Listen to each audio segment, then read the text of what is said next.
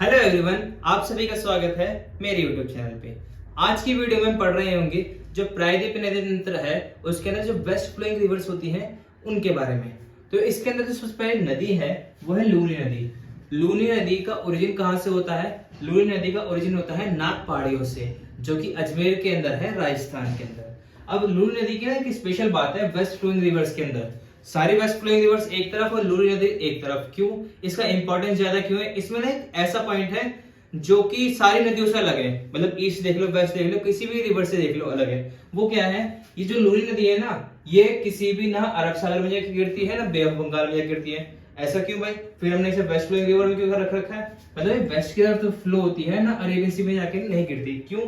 क्योंकि ये समुद्र तट तक नहीं पहुंचती है, कच्छ के रन में समाप्त हो जाती है। जो इसका फ्लो है वहां पे जाके खत्म हो जाता है, तो ये कच्छ के रन में अपना पानी खत्म कर देती है, समाप्त हो जाता है, इसका फ्लो खत्म हो जाता है, तो वहीं पे समाप्त हो जाती है। जो लूनी नदी है वो राजस्थान और गुजरात के अंदर फ्लो होती है।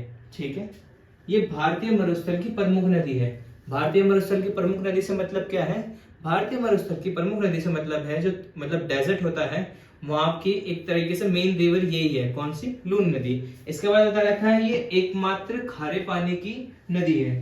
ठीक है, इसकी जो ट्रिब्यूटरीज है उनका नाम थोड़ा अटपटा सा है। सुखड़ी, लिलरी और जवाई। क्या है? सुखड़ी, लिलरी और जवाई। अब पढ़ते हैं हम दूसरी नदी जो कि है साबरमती नदी।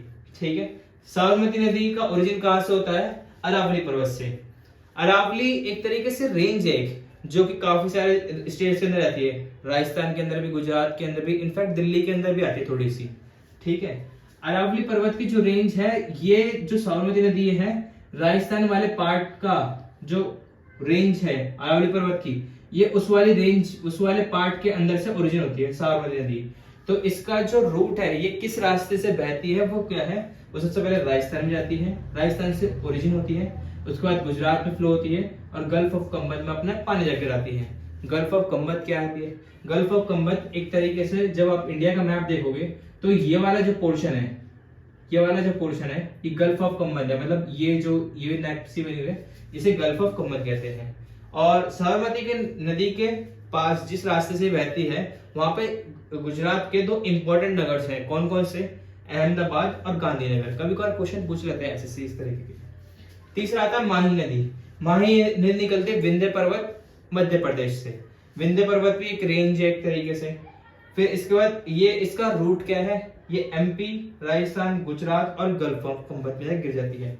इसकी भी एक स्पेशलिटी है। जैसा आपने देखा है, जो हमारी कर्क रेखा है वो 8 राज्यों से गुजरती है। ठीक, कुछ इस तरीके से जाती है कर्क रेखा है जो। बट जो ये हमारी माही नदी है ना, ये राजस्थान के अंदर पहले तो एक बार इस तरीके से ऊपर जाएगी, फिर दूसरी बार नीचे जाएगी इस तरीके से। मतलब जो माही नदी है वो राजस्थान के अंदर कर्क रेखा को 2 बार काटती है। इसके बाद पढ़ते हैं आगे और नदियां। वेस्ट फ्लोइंग रिवर्स के अंदर हमारी चौथी नदी आती है नर्मदा नदी। नर्मदा नदी की लंबाई कितनी है? ये 1312 किलोमीटर की है। नर्मदा और जो ताप्ती नदी है ना वेस्ट फ्लोइंग रिवर्स के अंदर, इनका अलग ही एक इंपॉर्टेंस है। क्यों इंपॉर्टेंस है? वो आप गंगा रिवर सिस्टम में देखेंगे ना, तो मैंने रिवर्स मतलब बताया कि कौन सी नदी किधर जा रही है, किधर जा रही है, तो उसमें थोड़ा आपको मालूम पड़ेगा। नर्मदा नदी 1312 किलोमीटर की है।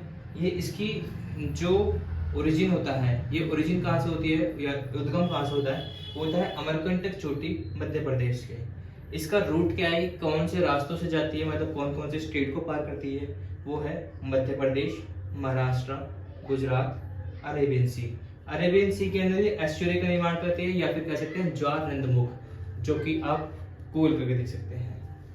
इसकी ट्रिब्यूटरीज कौन कौन सी हैं? इसकी ट्रिब्यूटरीज हैं तवा, बरनेर, बसा, दूधी, माचक और बंजारा। जो तवा है, तवा इसकी इंपॉर्टेंट है। क्यों क्यों इंपॉर्टेंट है? जो बाकी सारी ज्यादा इंपॉर्टेंट क्यों है?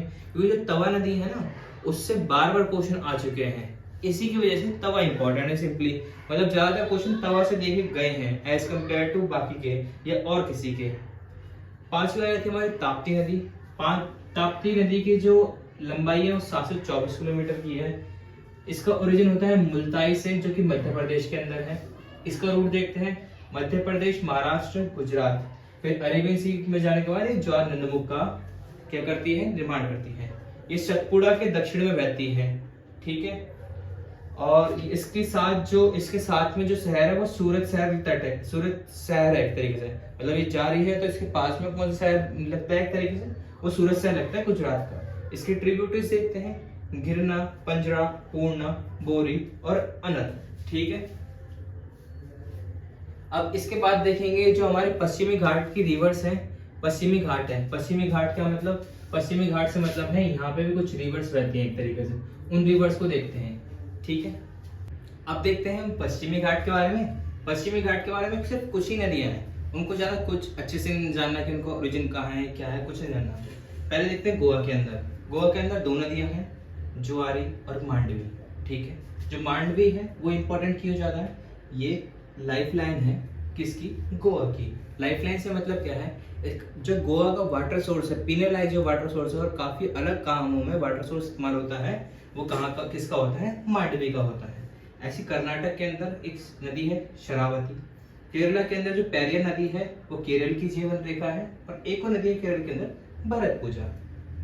ठीक है, इसी के साथ आपका रिवर सिस्टम समाप्त होता है। अगर आपसे पूछ लिया जाए मिलान के लिए या फिर एक सीरीज के रूप में दीजिए जाए रीजनिंग के अंदर कि 5 लॉन्गेस्ट रिवर ऑफ इंडिया कौन कौन सी हैं, तो उनका नाम कुछ इस तरीके से है, गंगा, गोदावरी, कृष्णा, यमुना और नर्मदा।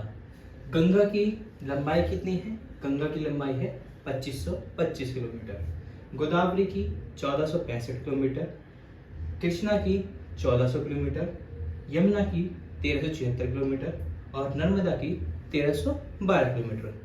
मैं आपसे आप क्या बताना चाहूंगा कि अगर आप किसी भी रिवर की लेंथ याद नहीं रखते कोई बात नहीं, बट इन 5 के तो इनफैक्ट रख ही लीजिएगा।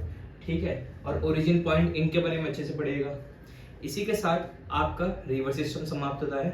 अगर आप वीडियो के इस टाइम स्पैन तक पहुंच चुके हैं तो कृपया करके लाइक, शेयर और सब्सक्राइब जरूर कीजिएगा। Thank you so much.